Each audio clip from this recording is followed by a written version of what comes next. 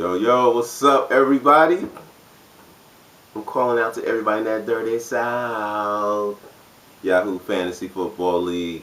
You know who it is, me back once again off that birthday break. Never mind. Not gonna do too much of that. But I had a good time down in enemy territory, down in the NO. And I'm back to give you the recap on that week 12. You know what I'm saying, our fantasy league. Okay, I'm going to get into these matchups, into the standings, which I'm not feeling Yahoo again. I'm going to have to make I'm going to finesse that little change up on the rankings.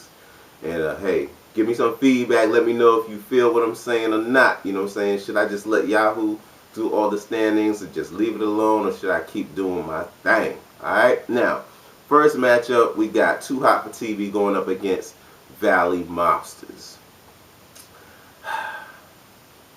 Too Hot for TV gets that, win streak broken up by the mobsters from the Valley, and he goes down 96.52 to 112.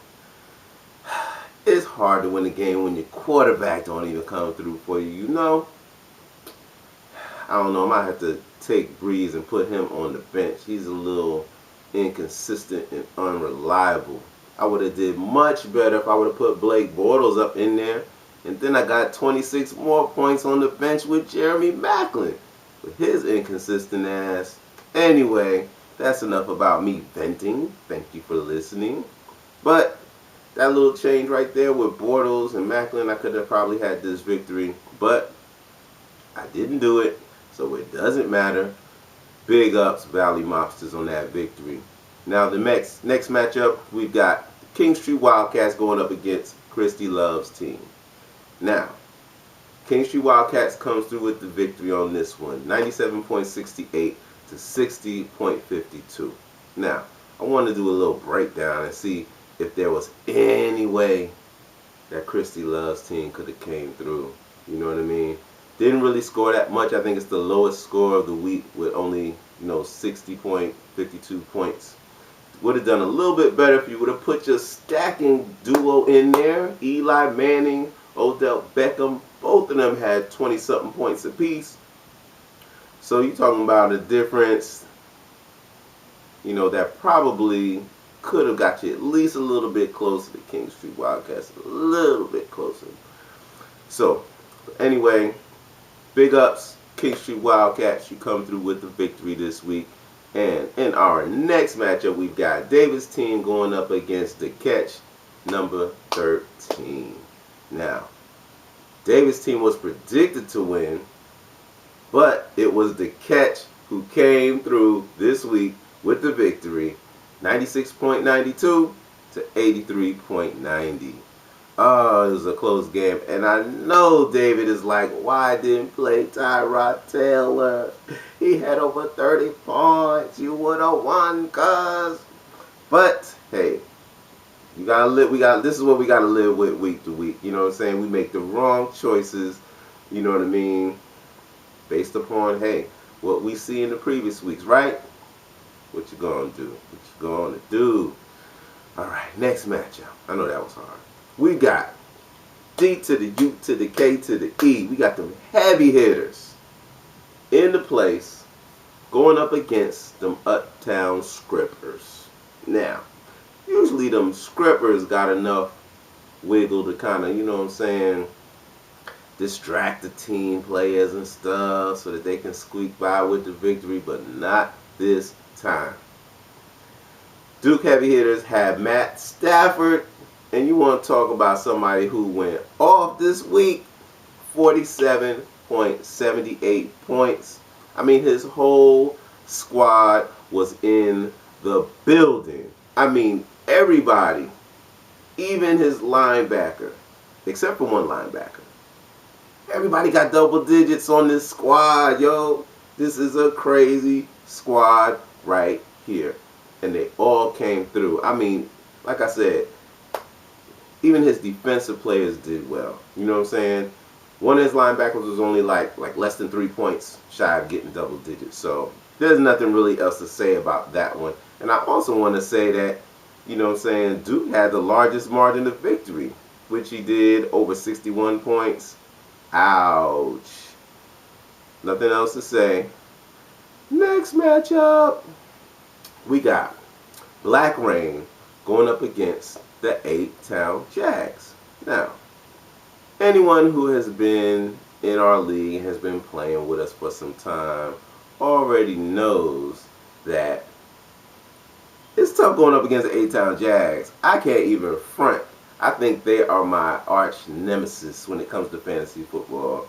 We always have a tough game, and they usually always end the match, you know what I'm saying? So, this week, the #1 team in the league goes up against A-Town Jags. And A-Town Jags won. What? 137.80 to 94.94. And, hey, when your quarterback goes down in the game, it's not a good sign. You already kind of like give up hope at that point. You know what I mean? So, Romo had negative points, which didn't help at all. You know, let's see. Do you have a backup in there? Oh my gosh. Oh my gosh. Russell Wilson almost had 50 damn points. That's some bullshit. Ooh. I'm not even trying to hear that. I know Black Rain is not trying to hear that, so I'm not going to say that. I'm just going to leave it at Black Rain lost to A-Town Jags. Big ups A-Town Jags for that victory. And into the next matchup, which is the Delta Dogs. They went up against Fitty. And shoot, Fitty almost won by 50 in this matchup. the end score was 151.02 to 108. Now, let's see if there was anything that Delta Dogs could have done to change this. Okay? Okay, I got little things just flying around and stuff on my screen down here. Now, they did have 25 points on the bench with the Cincinnati defense. That would have gave them another 15 points. Their kicker was doing a thing. Oh, Santos had 11 points. John Brown had 2 points. But who knows who's going to do good and who's not. Fantasy is crazy, y'all. But anyway, let's just leave it at this. The Delta Dogs lost this week. 51. Congrats on the victory. And let's move into the next matchup. Now, the last and final matchup, we've got those Rough Riders going up against the A-Town Dominators. And this is one of those weeks where the Dominators prove that they are dominant. Okay? This is what I'm talking about. Now, with a margin of victory of plus 50 points. I mean, when you got Phillip Rivers giving you almost 40 points. Jarvis Landry, more than 25 points. I mean, it's like, what can you do? What can you do against a team like that? You know what I mean? Now, there wasn't really too many points left on the bench as far as Rough Riders was concerned. They had probably their best matchup in there that they could have hoped for, you know. But, I mean, what you going to do when you got players that don't score? You know what I'm saying? When James Jones for the Green Bay Packers has been doing really well since coming back to the Packers, gets 0 points. They had him covered like, whoa. So, wasn't nothing happening on that end. You know, what can you do? There's nothing you could do but bow to the winner. ATL Dominators, 145.30 to 94.84.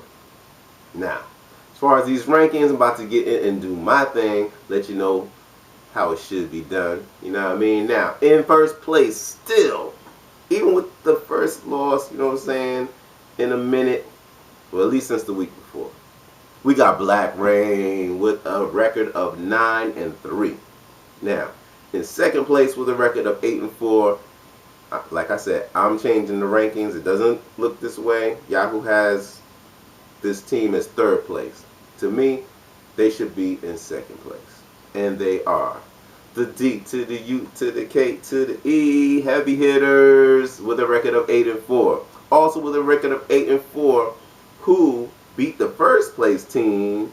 Even though Yahoo has them in 4th place, I'm putting them in 3rd place. The A-Town Jags with a record of 8-4, like I said.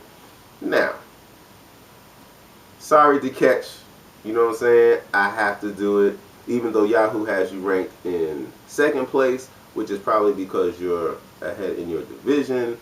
Your record is 7-5, which is a good thing, but it's not better than the other 3 teams. So, I will put you in 4th place, okay? Like I said, record of 7-5. He is the leading division leader right now in the Terminators division, okay? Now, let's move on. 5th place, Fitty, also with a record of 7-5. Another team with a record of 7-5, ATL Dominators. They are in 6th place. In 7th place, the Uptown Scrippers. 6-6 is their record. Now, also with a record of 6-6, in 8th place, we've got those Rough Riders. Now, in 9th place, we have the Kingstree Wildcats with a record of 5-7. With a record of 5-7 as well, we've got Davis team in 10th place, and those Mobsters from the Valley in 11th place. In 12th place, Too Hot for TV with a record of 4-8. Also with a record of 4-8, we have Christy Love's team. And in 14th place, with a record of 3-9, we've got the Delta Dogs. Now, as far as how the games are playing out so far this week, we've got a few teams with some scores, but these are the matchups for this week. Too Hot for TV up against the Uptown Scrippers, and they are predicted to win. Not going to tell you about what the score is going to be, but now it's looking like the Uptown Scrippers are going to come through with that one. We got the Kingstree Wildcats against the tough A-Town Jags. I just got finished talking about this team. They already predicted to win, but Kingstree Wildcats jumps on the board quick, with the record, with the score of 28.62 now. Next matchup, we got Davis team going up against Rough Riders. Not a lot of points up on the board for the Rough Riders. Davis team has the lead right now. They're predicted to win. Right now it's 15.80 to 1.90. We got the matchup of Fitty against the D to the U to the K to the E. Heavy hitters. Right now, scoreless. 2 goose eggs, baby. But 50 is predicted to win. Alright? Now, next matchup, we've got those Mobsters from the Valley going up against the Catch, number 13. And even though the Valley Mobsters are predicted to win, the Catch gets on the board first with a score of 11.10. Okay? Now, next matchup, we got Black Rain going up against the Delta Dogs. Black Rain is predicted to win, even though they haven't scored yet. Delta Dogs on the board first with 10.40 points. Okay, and in the final game for Week 13, we've got Christy Love's team going up against the A-Town Dominators. ATL Dominators. ATL, A-Town, same thing, but don't want to take anything from the name of your team. ATL Dominators. Now, Christy Love's team is predicted to win, and they are on the board.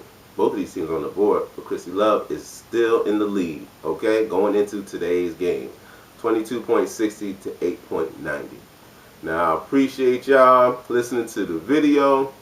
And one thing I want to bring up, and I want everybody in the league, I hope everybody's watching the videos and appreciate the love and all that. Now, I sent this to the commissioner, and I don't think I got a response back. But, next year, we should all put in a little money. Maybe I'll even do research to see how much this costs. But I think we should all get like a championship trophy that we can send to the champion every year. Or if we pitch in every year, maybe we can get the champion a ring, like a Super Bowl type ring, but it'll be like a fantasy football championship ring, or, which I think might go well with our family and how we are, how we get along with each other. We talk so much mess. How about a fantasy football championship belt? You know what I'm saying? You know what I'm saying? And then, you know, every year everybody could get the belt. You know what I'm saying? Put it over their shoulder, hold it up in the air, take them pictures, show off why you the champ for a year. And then, you know what I'm saying, when it's time for you know, fantasy football to start off again, either maybe we send it back to the commissioner and he can, you know, send it to the champ, whoever wins that next year, or, you know, the champ just holds the belt through the whole season, and then when it's, you know, Super Bowl, whoever wins, the champ just sends the you know what I'm saying, belt to, you know, that New Year's champion. So you all let me know what you think about it.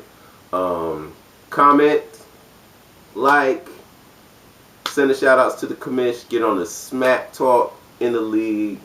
Just give me your opinions. And I will catch y'all later, because that's my time. Peace.